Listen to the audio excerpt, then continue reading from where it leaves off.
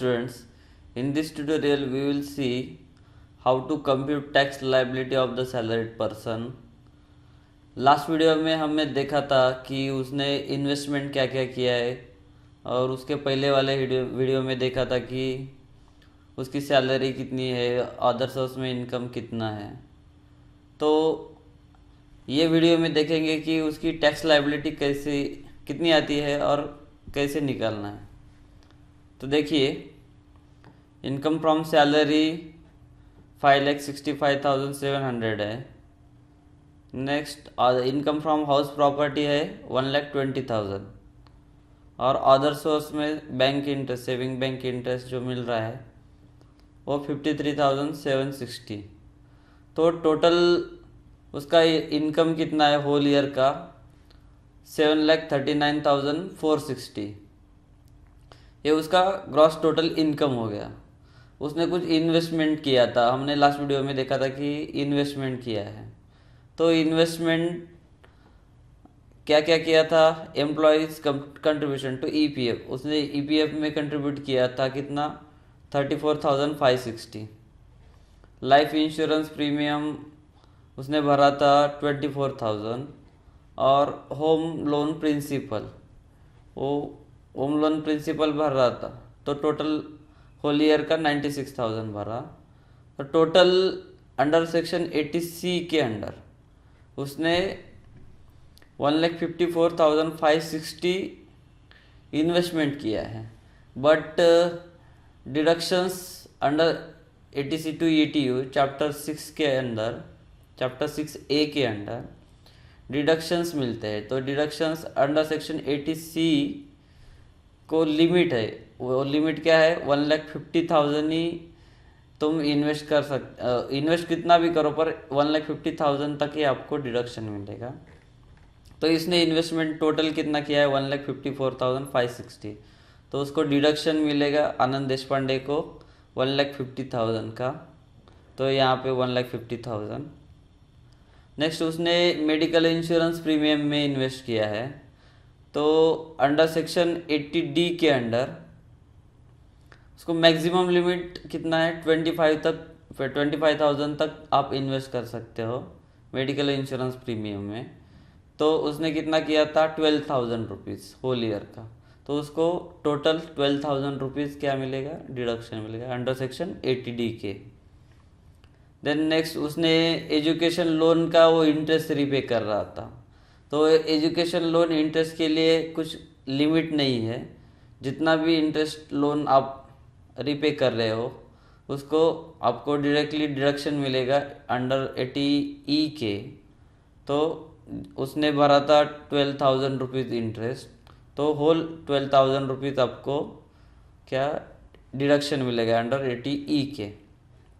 और उसको other income मिला था क्या कि सेविंग अकाउंट इंटरेस्ट। तो सेविंग अकाउंट इंटरेस्ट को क्राइटेरिया है कि आपका होल ईयर में मैक्सिमम लिमिट 10,000 तक ही आपको डिडक्शन मिलेगा अंडर सेक्शन 80 TTA के, और उसके ऊपर जो भी इनकम जाएगा तो वो आपको टैक्सेबल हो जाएगा। तो under saving account interest up to 10,000 आपको क्या मिलेगा? डिडक्शन मिलेगा, और बैलेंस आपको टैक्सेबल इनकम में जाएगा। तो उसका डिडक्शंस, टोटल डिडक्शंस कितना मिल रहा है 1,84,000 रुपीज़ होल ईयर का। तो टोटल इनकम कितना था उसका 7,39,460, और उसने इन्वेस्टमेंट किया है और उसको डिडक्शंस मिल रहे हैं। टोटल डिडक्शंस है under section 80C to 80U chapter 6A के अंडर 1,84,000। तो 7,39,460 माइनस 1,84,000 दैट इज 5,55,460। ये उसका टैक्सेबल इनकम हो गया। तो टैक्सेबल इनकम होने के बाद अभी गवर्नमेंट आप हर साल स्लैब रेट में आपको इंडिविजुअल के लिए अलग अलग स्लैब रेट देता है एज के हिसाब से।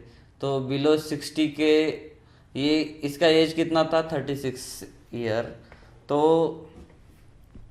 इसका टैक्स लायबिलिटी कैसा निकालेंगे? वो स्लैब रेट में है। वो कौन से स्लैब रेट में है? तो बिलो 60 और इंडिविजुअल। तो टैक्स लाइबिलिटी कैसे आएगी? अप टू 2,50,000 उसका इनकम है तो उसको नील है।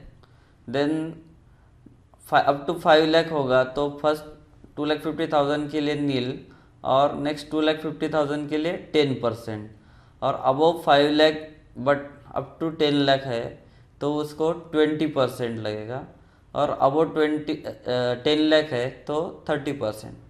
तो इस स्लैब रेट के हिसाब से आपको अभी टैक्स लायबिलिटी निकालना होगा। तो देखिए इसका टोटल इनकम कितना गया, टैक्सेबल इनकम 5,55,460। तो फर्स्ट 2,50,000 के लिए उसको टैक्स नहीं लगेगा तो वो नील लग गया। नेक्स्ट 2,50,000 अप टू 5 लाख, तो 2,50,000 नेक्स्ट 2,50,000 के लिए 10% कितना हो गया 25,000, और अब वो 5 लाख अप टू 10 लाख 20% लगता है। तो 5 lakh to 5,50,460, that is difference कितना आ रहा है 55,460 मल्टीप्लाइड बाय 20%, तो 11,092 ये टैक्स आ रहा है। और टोटल टैक्स हो गया कितना 36,092। और टैक्स पे बाद में एजुकेशन सेक्स एंड सेकेंडरी हायर एजुकेशन से 2% एंड 1% वो लगता है। तो total education and secondary higher education से 3% टैक्स पे, तो 36,092 मल्टीप्लाइड बाय 3% वो हो गया 1,083। तो education cess and secondary higher education cess कितना आ गया 1,083। तो टोटल टैक्स लायबिलिटी कितनी हो गई 36,092 प्लस एजुकेशन सेस 1,083। तो tax liability total tax liability आ गई 37,175। ये हो गया अभी टैक्स लायबिलिटी आ गई उसकी होल ईयर की। और नीचे एक हमने कंप्यूटेशन किया है कि उसका TDS पर मंथ के हिसाब से कितना डिडक्ट होगा कंपनी पे। तो नेक्स्ट नीचे देखिए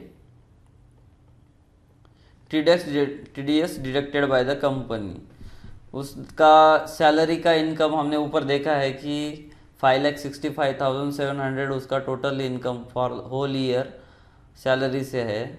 और उसका डिडक्शंस सैलरी के अंडर कितना मिल रहा है 1,50,000 अंडर सेक्शन 80C के अंडर मिल रहा है।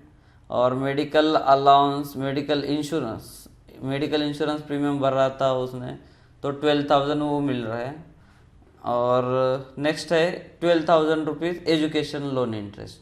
तो ये 3 डिडक्शंस मिल रहे हैं सैलरी के अंडर। तो उसने कंपनी को बताया कि मैंने मेडिकल ATC के अंडर मैंने इतना इन्वेस्ट किया है, देन मेडिकल इंश्योरेंस प्रीमियम के लिए मैंने इतना इन्वेस्ट किया है, और एजुकेशन लोन का इंटरेस्ट मैं रीपे कर रहा हूँ, ये ऐसा उसने कंपनी में बताया था। तो टोटल डिडक्शंस 1,74,000 उसको मिल रहा है।